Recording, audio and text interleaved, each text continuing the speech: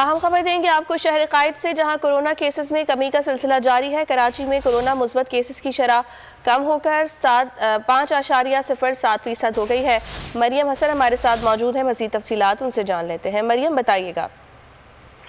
देखिए, शहर में कोरोना केसेस में जो है बतदरीज कमी का सिलसिला जारी है और आज भी कोरोना केसेस में वाज़ेह कमी जो है वो हुई है। कराची में गुज़िश्ता 24 घंटों में केसेस की शरह सिर्फ 5.07% जो है वो रिपोर्ट की गई है। गुज़िश्ता 24 घंटों में सिंध भर में तकरीबन 527 केसेस रिपोर्ट हुए थे, जिनमें से 208 केसेस का ताल्लुक कराची से है, जबकि गुज़िश्ता 24 में जान की बाजी कोरोना के सबब जो है वो हार चुका है।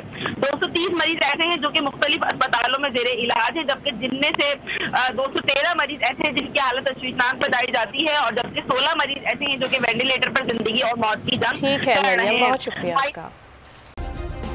सब्सक्राइब करें और बेल दबाएं ताकि कोई खबर रह न जाए।